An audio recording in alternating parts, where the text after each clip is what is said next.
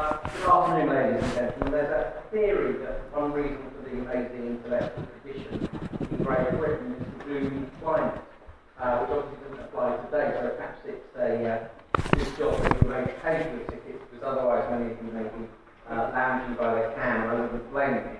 Now, I'm not going to launch into the EU as an evil empire. I don't use constructions such as the EU SSR, which some on the fringes of hardline Euroscepticism do.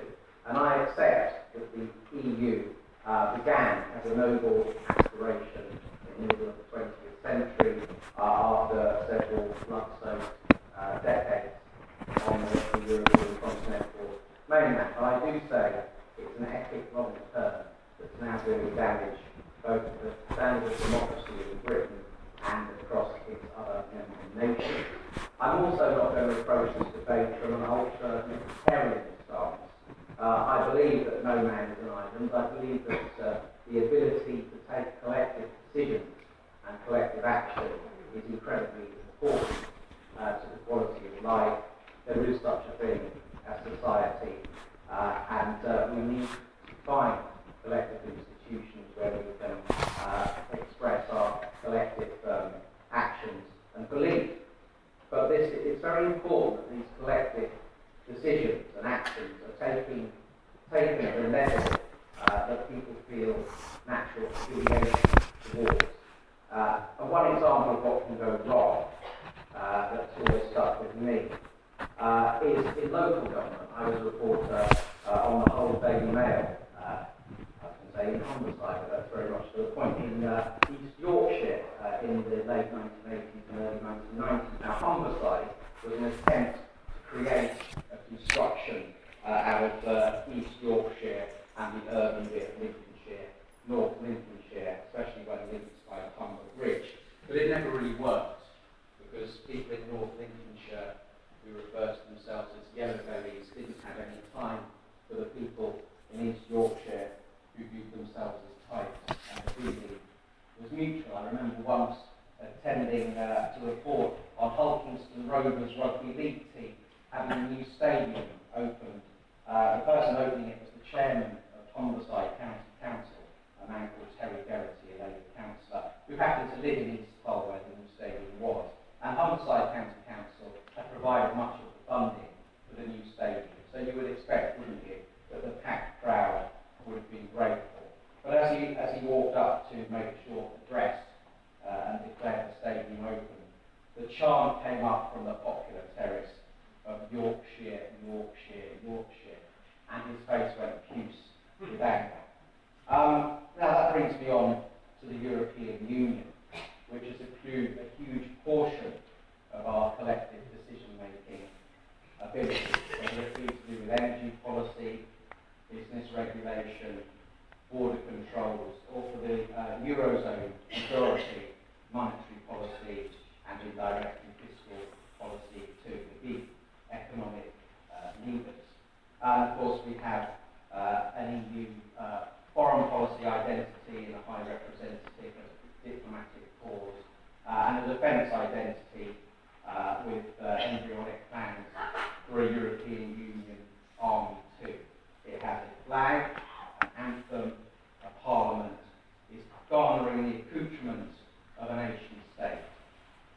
But I ask you, when do you hear popular patriotism for Europe among the people of Britain? When are the European Jubilee moments? When do the people come out and the flags come out in our country? There is actually, well, there are two occasions, I'll tell you, where they try and create this feeling of European-wide patriotism. One is the European Parliament's own version, I suppose, of trooping the colour on the first day of the new European Parliament every 5 years. They have a group of soldiers march around the inner court of the Strasbourg Parliament bearing the European Union flag. I must say it's not regarded as a particularly moving moment, even among the bureaucrats and MEPs standing to watch. But ironically,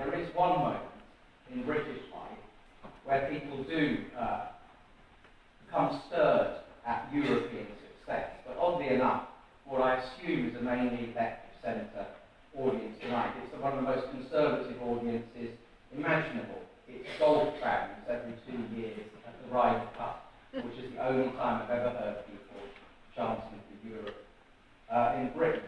So the mismatch of political affiliation and way solidarity and decision-making is taken is actually worse for the United Kingdom. All the polls have shown from the beginning that we are the most Eurosceptic nation in the EU. And I think if somebody landed from outer space and you showed them a map of the member states of the European Union and you asked them to guess in which country there would be more resistance to the concentration of power at the European Union level, they would be able to point to that very big island cut off from mainland Europe by the English Channel and have a pretty good guess. Well, that's on the periphery, it doesn't have land borders, is it there by any chance? And so geography also plays a part in that view, that majority view among the British people of reluctance about European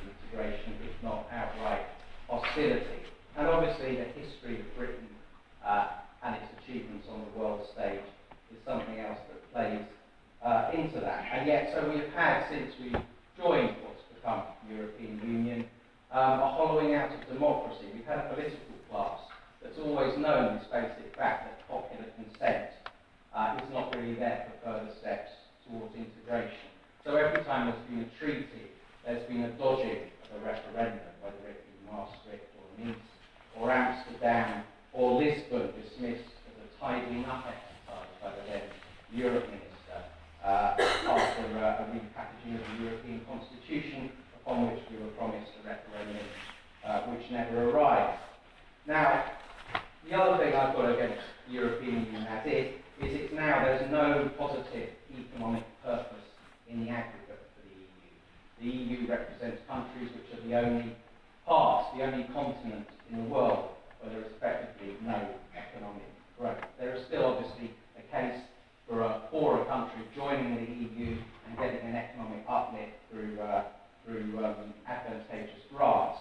But in the aggregate, Europe as a continental economy is failing, and we know the Eurozone, into which the majority of countries have locked themselves, is a hugely flawed entity in terms of economic design.